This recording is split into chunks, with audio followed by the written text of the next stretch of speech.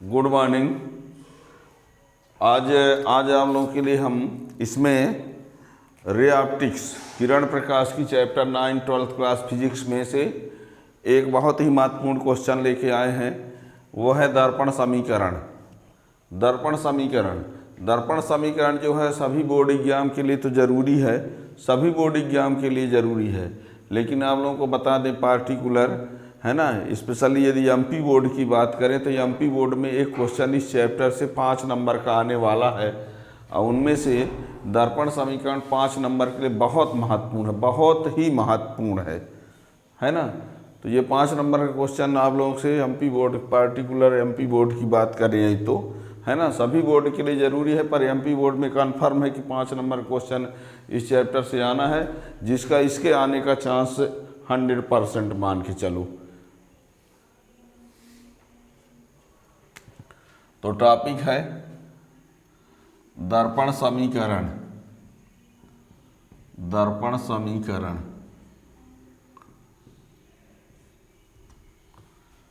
दर्पण समीकरण ठीक है ना, मिरर इक्वेशन। मिरर इक्वेशन दर्पण समीकरण। दर्पण समीकरण के लिए आप लोगों को चिन्ह परिपाटी आना चाहिए। चिन्ह परिपाटी आना चाहिए, इसका मतलब पीछे वाले लेक्चर को आप थोड़ा बहुत देखिए तब इसको समझ पाएंगे, है ना। तो मिरर इक्वेशन दर्पण समीकरण होता क्या है, कोई दर्पण है, यहाँ कोई दर्पण की जो बात हम करेंगे वो अवतल और उत्तल गोली दर्पण की, ठीक है ना। तो किसी दर्पण के सामने जब कोई वस्तु रखेंगे तो उस वस्तु का प्रतिबिंब कहीं ना कहीं बनता है ना। किसी दर्पण के सामने जब कोई वस्तु रखेंगे तो उसका प्रतिबिंब कहीं ना कहीं बनेगा।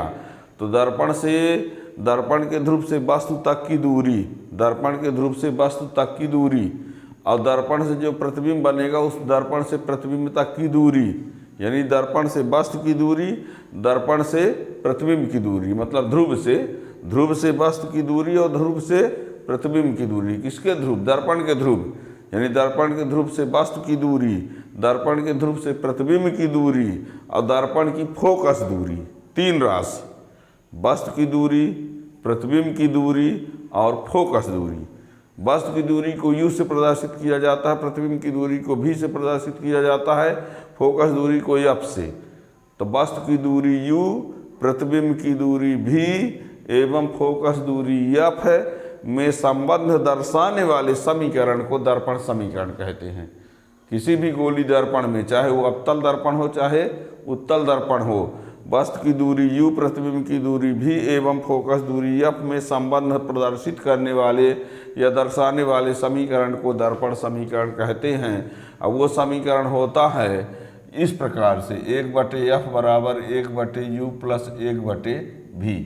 और इसकी स्थापना करना परीक्षा में आता है 5 नंबर में हैं। यहाँ तक कि हम एमपी बोर्ड वालों से बता दें कि ये क्वेश्चन 5 नंबर में आएगा और प्रश्न क्रमांक 19 में ये भी है।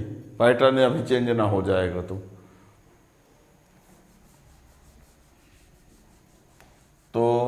किसी, इसका स्टेटमेंट लिखते हैं, देखना। किसी गोलीय दर्पण में वस्तु की दूरी U, प्रतिबिंब की दूरी V एवं प्रतिबिंब की दूरी V एवं फोकस दूरी F। किसी गोली दर्पण में वस्तु की दूरी U, प्रतिबिंब की दूरी V एवं फोकस दूरी F में संबंध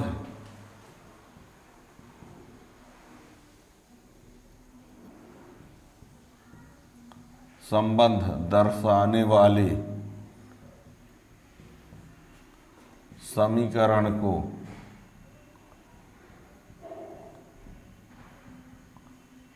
दर्पण समीकरण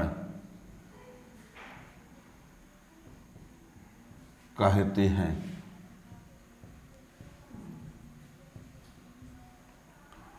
यह निम्न प्रकार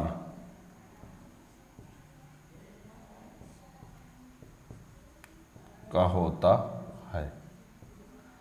1/f बराबर 1/u प्लस 1/v। ठीक, किसी गोली दर्पण में वस्तु की दूरी u, प्रतिबिंब की दूरी v एवं फोकस दूरी f में संबंध दर्शाने वाले समीकरण को दर्पण समीकरण कहते हैं। यह निम्न प्रकार होता है 1/f = 1/u प्लस 1/v। इसकी जो हम स्थापना करेंगे, इसकी स्थापना जो हम करेंगे तो इसकी स्थापना हम अवतल में पहले करेंगे, है ना, अवतल दर्पण में। ठीक, दोनों में होगा, इसकी स्थापना हम अवतल में पहले। तो देखिए यहाँ एक हम डायग्राम बनाते हैं। ये है एक अवतल दर्पण। ऐसे समझना, स्टार्ट से लास्ट तक समझोगे तो एक प्रश्न 5 नंबर का तैयार हो जाएगा एमपी बोर्ड एग्जाम के लिए। हर स्टेट बोर्ड के लिए ज़रूरी है, पर स्पेशली एमपी बोर्ड के लिए तो ज़्यादा ज़रूरी है। ठीक है, तो ये रहा एक दर्पण, इसका नाम हम रखे देते हैं MPN।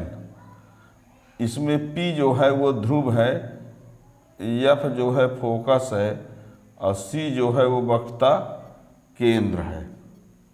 ठीक है, MPN एक अवतल दर्पण है और उस अवतल दर्पण में MPN अवतल दर्पण है, P ध्रुव है, F फोकस है, C वक्रता केंद्र है, PC क्या है, मुख्य अक्ष है।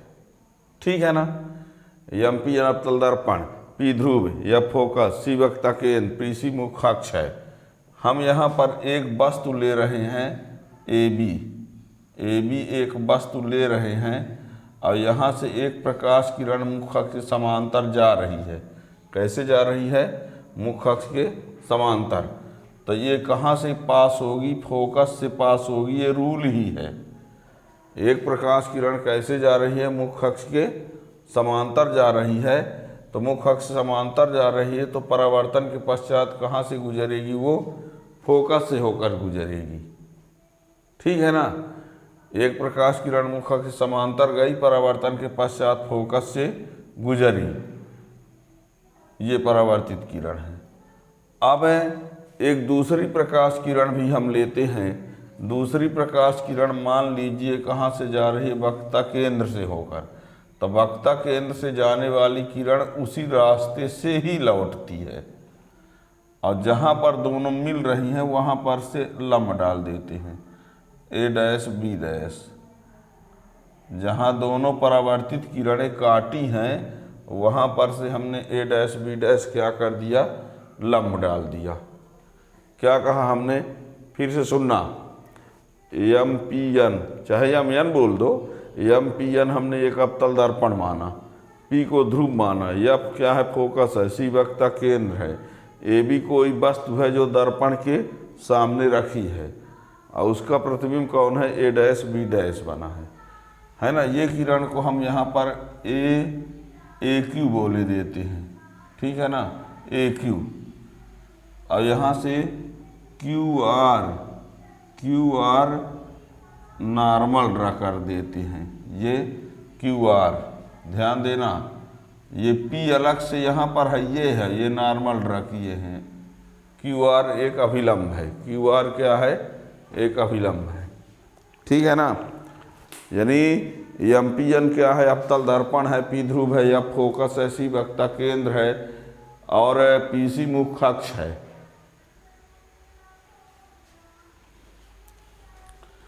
PC मुख्य अक्ष है, उसके सामने AB हमने एक वस्तु रखा है और जो वस्तु हमने रखा है वो वस्तु AB का प्रतिबिंब A' B' है और वो प्रतिबिंब A' B' जो है वो C और F के बीच है, वस्तु से छोटा भी है।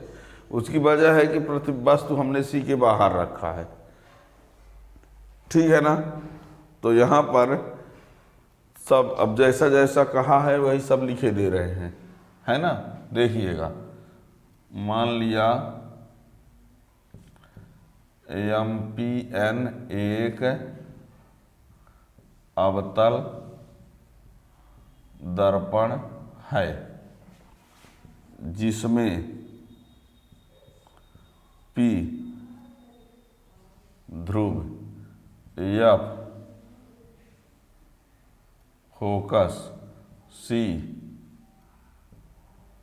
वक्रता केंद्र तथा PC मुख्य अक्ष। PC रेखा का नाम से मतलब है, अब ऐसे तो P से C तक R है, ठीक है ना। MPN अवतल दर्पण है जिसमें P ध्रुव है, F फोकस है, C वक्रता केंद्र तथा PC मुख्य अक्ष है। कोई वस्तु AB दर्पण के सामने मुख्य अक्ष के लंबवत रखी है जिसका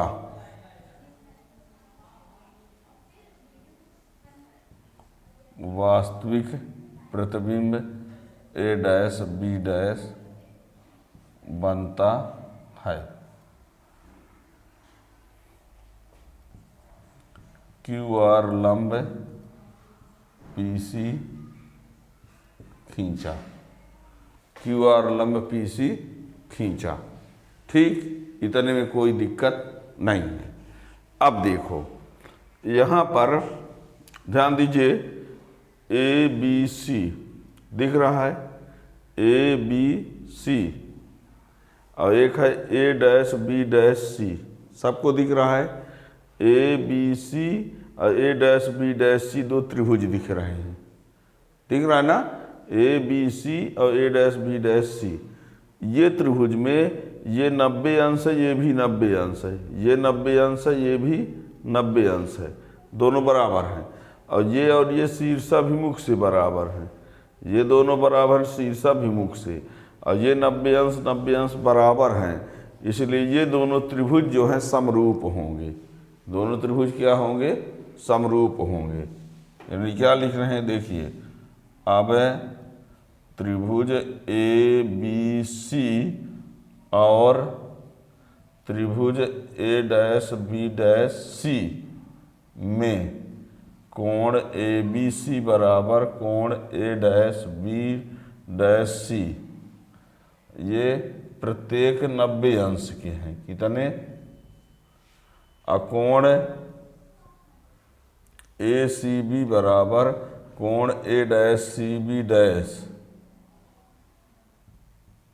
ये शीर्षाभिमुख कोण, शीर्षाभिमुख कोण, इसलिए त्रिभुज ABC समरूप त्रिभुज A', B' कोण कोण उपप्रमेय से, कोण कोण उपप्रमेय 10वीं में था ये,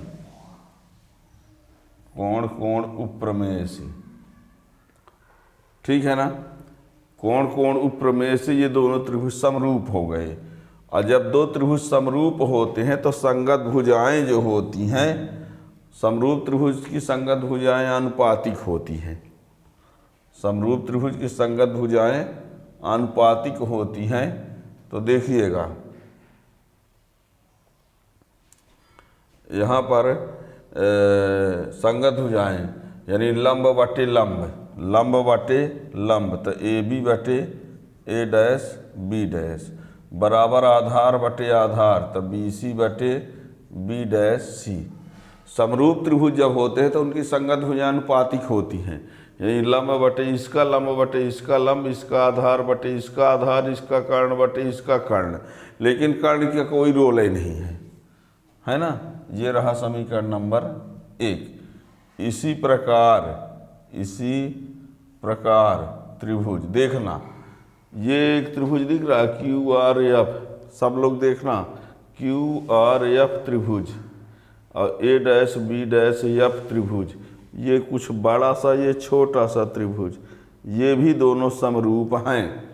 बहाना यही है, ये बराबर ये 90 अंश, ये शीर्षाभिमुख है ना। डायरेक्ट हम बोल देंगे कि इसी प्रकार ये दोनों त्रिभुज समरूप हैं। इसी प्रकार त्रिभुज QRF है और त्रिभुज A'BF है समरूप हैं, समरूप है। ये समरूप का चिन्ह है, यहाँ शब्दों में लिख दिए। तब इसमें भी जब त्रिभुज समरूप हैं तो इसमें भी संगत भुजाएं अनुपातिक होंगी, संगत भुजाएं अनुपातिक होंगी। तो इसमें लंब बटे लंब, तो QR बटे A' B' बराबर RF बटे B'F। इसका लंब बटे इसका लंब, इसका लंब बटे इसका लंब, इसका आधार बटे इसका आधार, ठीक है ना। किंतु ये बता दें, किंतु QR बराबर क्या होगा, AB होगा। QR किसके बराबर होगा, AB के बराबर होगा। QR बराबर AB, और जब QR AB के बराबर है, QR AB के बराबर है तो QR के जगह AB लिख देते हैं। QR की जगह AB लिख दो, तो AB अपान A'B' बराबर RF बटे B'F। ये समीकरण नंबर 2 हो गया। AB अपान A'(B' बराबर RF बटे B'(F)। ठीक है, अब क्या करें, देखिए समीकरण 1 का बायां पक्ष और समीकरण 2 का बायां पक्ष क्या है, बराबर है। समीकरण 1 का बायां पक्ष और समीकरण 2 का बायां पक्ष क्या है, बराबर है। तो इसके लिए बायां बायां जब बराबर है तो दायां दायां भी क्या होगा, बराबर होगा। ठीक है ना। ये और ये बराबर है तो इन दोनों को बराबर लिख देते हैं। ठीक, तो देखना समीकरण 1 व 2 से क्या हो जाएगा, BC बटे B'(C) बराबर RF बटे B'(F)।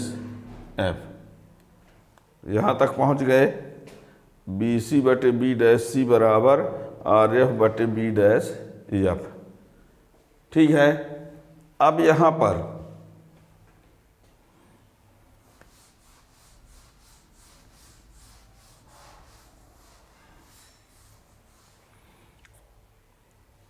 कहाँ पहुँच गए, BC बटे B'(C) बराबर RF बटे B'(F)। यहाँ तक ना।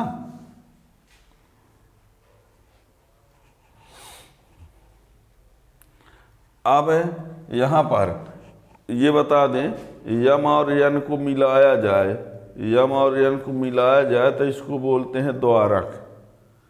यम और यन को ज्वाइन कराया जाए तो इसको क्या बोलते हैं, द्वारक। ठीक है, यदि दर्पण का द्वारक बहुत छोटा हो, छोटा होगा और छोटा, तो ये बिंदु R जो है वो P के नज़दीक आएगा, Q भी नज़दीक आएगा P के। यानी दर्पण का द्वारक बहुत छोटा हो तो R जो है बिल्कुल P के संपाती हो जाएगा। अभी भी लगता है R और P एक जगह हैं, पर जब द्वारक छोटा होगा तो और R जो है P के पास आ जाएगा। तो जिसको R कह रहे हैं उस पॉइंट को P बोलने लगेंगे। ये दर्पण का द्वारक बहुत छोटा होगा तो R जो है P के बहुत नज़दीक हो जाएगा, तो जिसको R बोल रहे हैं उसको क्या लिख देंगे, P। तो यहाँ कहिए, यदि दर्पण का द्वारक अत्यंत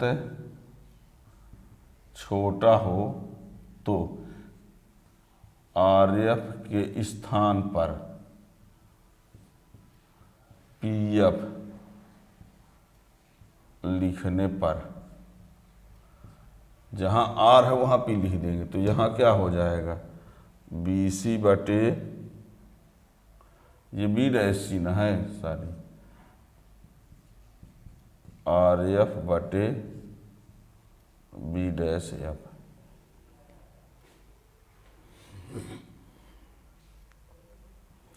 ठीक है, यदि दर्पण का द्वारक तत्व छोटा है तो आर एफ के स्थान पर पी एफ लिखने पर, यहाँ थोड़ा मिस्टेक था तो आर एफ की जगह पर, आर एफ की जगह, आर एफ के स्थान पर पी एफ लिखने के लिए बोल रहे हैं, लिखे नहीं, आर एफ के स्थान पर पी एफ लिखने पर। ठीक है ना, तो ये यहाँ पर ये रहा, ये आर एफ के स्थान पर पी एफ लिख दिए। अब मेन पॉइंट आता है, यहाँ पर क्या करना पड़ेगा, दर्पण प्रत्येक दूरी को, चिन्ह परिपाटी का रूल है, प्रत्येक दूरी को दर्पण के ध्रुव से मापा जाता है, दर्पण के ध्रुव से, यानी कोई भी दूरी आप ध्रुव के पदों में ही माप सकते हैं। तो ध्यान देना, यहाँ BC की ज़रूरत है, किसकी ज़रूरत है, BC की, है ना। यहाँ पर हम अलग से एक चित्र बना के दिखाते हैं, यहाँ P है, यहाँ C है, यहाँ B है मान लो। ठीक है, स्टेप बाय स्टेप समझने का प्रयास करना, स्टेप बाय स्टेप समझने का प्रयास करना। ये हमको BC की ज़रूरत है, किसकी ज़रूरत है, BC की। तब BC को हम P के पदों में क्या लिखेंगे, इसको लिखना है पूरे में से इसको घटा दिया जाए, पूरे में से इसको घटा देंगे तो ये आएगा कि नहीं, पूरे में से इसको, पूरे में से इसको घटा देंगे तो आ जाएगा BC। यानी हम ये कह रहे हैं, मान लो ये 10 है, मान लो ये कितना है, और ये मान लो कितना है 4, तो ये कितना होगा बताओ, 10 में 4 घटाओगे कि नहीं, 10 में 4 घटाओगे तो ये आ जाएगा। और 10 का मीन्स किससे है, PB से, और 4 का मीन्स किससे है, PC से। यानी यदि हम PB में PC को घटाते हैं तब BC आएगा कि नहीं, 10 - 4 बराबर 6 आएगा कि नहीं, 10 - 4 बराबर 6, यानी ये। तब BC के बदले में हम क्या लिखेंगे, BC के बदले में PB - PC। अब ऐसे ही B' में देखिए, B' को क्या लिखेंगे, ये P है, ये B' है, ये C, B' को चाहिए, इतना चाहिए, तब PC - PB', PC - PB', PC - PB', और ये तो PF है, ये है। कहेंगे सर करते क्यों हैं ऐसा, दूरी को ध्रुव के बिना माप ही नहीं सकती, जब तक P नहीं रहेगा तब P के पदों में बना रहे हैं।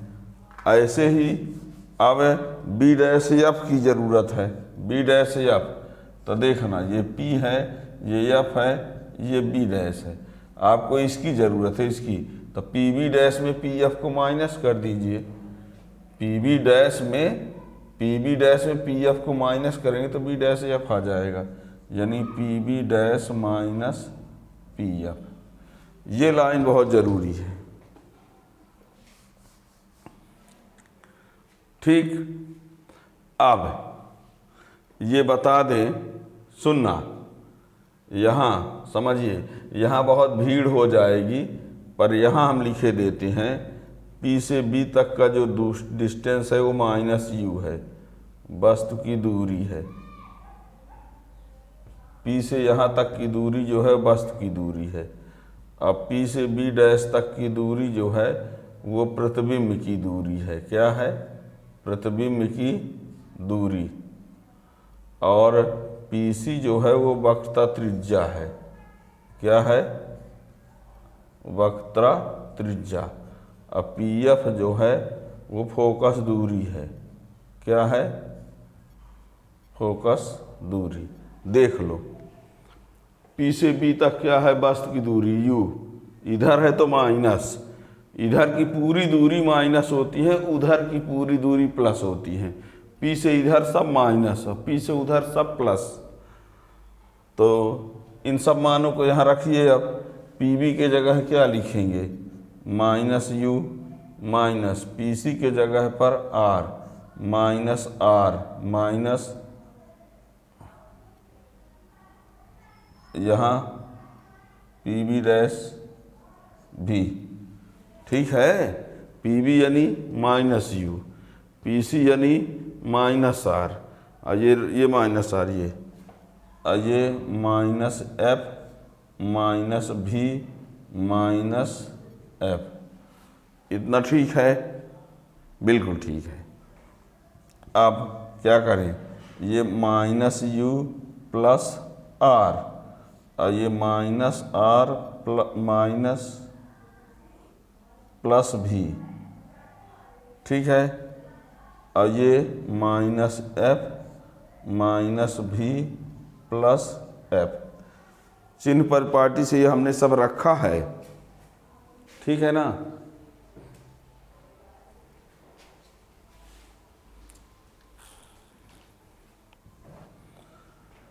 क्या किया हमने, इससे चिन्ह परिपाटी के लिए इतना मैनेज किया, मैनेज करने के बाद ये सब मानों को रख दिया। ये माइनस माइनस प्लस हो गया, माइनस माइनस प्लस हो गया, ये माइनस माइनस प्लस हो गया, ठीक है।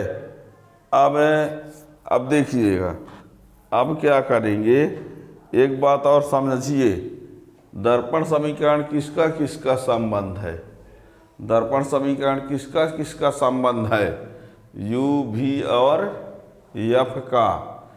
दर्पण समीकरण यू भी एफ का संबंध है, लेकिन इसमें देख रहे हैं कि यू भी एफ के साथ साथ एक और पद आर है। यू भी एफ के साथ साथ एक पद क्या है, आर। अब वो नहीं होना चाहिए,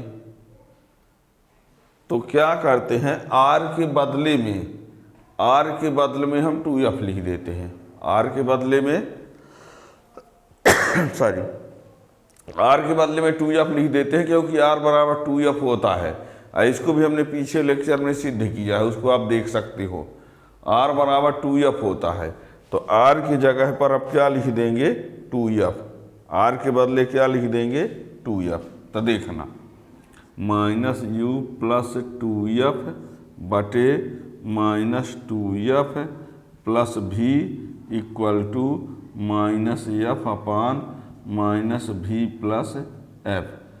क्यों लिख दिया हमने, क्योंकि आर बराबर 2f होता है। पीछे लेक्चर में देख लेना, है ना, लिंक नहीं, आप डायरेक्ट प्लेलिस्ट में जाना, आर और 2f का संबंध, गोली फोकस दूरी वक्रता त्रिज्या में संबंध तो मिल जाएगा।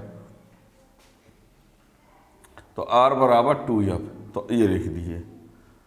अब क्या करें, त्रिज्या गुणा कर दो, त्रिज्या गुणा कर दो, इसका इससे करना, देखना अब गुणा पश्चिमी भी ना पास होंगे तब दिक्कत जाएगी।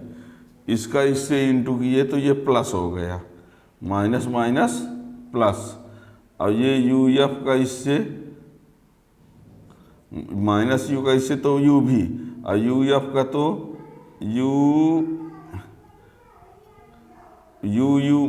भी तो प्लस यू भी, और ये माइनस यू एफ। अब 2f का तो माइनस 2v एफ, और ये 2f स्क्वायर बराबर ये 2f स्क्वायर और माइनस v। क्या किया हमने, इसका क्रॉस मल्टीप्लाई, ये 2f स्क्वायर से 2f स्क्वायर कैंसिल, तो ये यू भी माइनस यू एफ माइनस भी एफ, और ये उधर जाके प्लस 2v, तो ये यू भी माइनस यू एफ बराबर भी एफ। एठो से 2 से इसमें निकल गया। फिर दोनों पक्षों में यू भी एफ का भाग देने पर, भाग दे दीजिए, तो यू भी अपान यू भी F minus U F upon you भी एफ, अभी एफ अपान यू भी एफ। बताओ, ये यू भी से यू भी कटा, ये यू एफ से यू एफ कटा, ये भी एफ से भी एफ कटा, तो इसमें क्या बच रहा है 1/f, इसमें 1/v, इसमें 1/u, इसको उधर भेज दो तो 1/f equal to 1/u plus 1/v।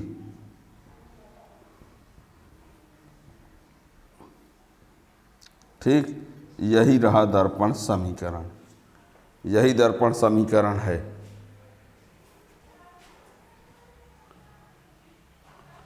ठीक है ना, यही दर्पण समीकरण है, यही दर्पण समीकरण है। ठीक है ना। ये अब यहाँ पर, यहाँ हम अलग से लिख दिए, वैसे चाहे यहाँ इंडिकेट कर दो जगह हो तो। ठीक है ना। क्या कहा हमने, फिर से एक बार सुनना। हमने कहा एमपी किसी गोली दर्पण में वस्तु की दूरी u, प्रतिबिंब की दूरी v, फोकस दूरी f में संबंध दिखाने वाले समीकरण को दर्पण समीकरण कहते हैं, है ना। ये इस प्रकार होता है। चित्र बनाया, एमपीएन दर्पण है, p ध्रुव f फोकस, c वक्ता केंद्र, pc मुख्य अक्ष है, ab एक प्रकाश किरण है, ab एक वस्तु है जिसका प्रतिबिंब a' b' बना है। कैसे बना है ये जानते हो, समांतर गई तो फोकस से, केंद्र से तो इसी रास्ते से लौटी। फिर क्या किया हमने, ये तो त्रिभुज लिया तो ये और ये 90-90 के ये शीर्षक से, तो दोनों त्रिभुज समरूप हो गए। समरूप त्रिभुज की संगत भुजानुपातिक होती है, मतलब लंब बटे लंब बराबर आधार बटे आधार, है ना, ये कर दिया। फिर ये दो त्रिभुज समरूप है तो इनमें भी संगत भुजानुपातिक किए, है ना। फिर क्यू आर के बदले ए बी लिखे हैं, क्यू आर के बदले ए बी लिखे हैं। फिर दो समीकरण बराबर हो गए, बाएं बाएं बराबर हो गए तो दाएं को बराबर कर दिया। ठीक है ना। फिर क्या किया, द्वारक बहुत छोटा होने पर आर एफ की जगह पी एफ लिख दिया, वो भी हो गया। फिर हमने सभी दूरी को पी के पदों में बदला, सभी दूरी को पी के पदों में बदलना पड़ेगा, ये मेन पॉइंट है। अब पी में बदलने के बाद इन सभी मानों को रख दिया, रखने के बाद हल किया, हल करने के बाद यहाँ पहुँचा, दोनों पक्ष में यू विभव का भाग किया, ट्रांसपोज किया, तो ये आगे ये दर्पण समीकरण है।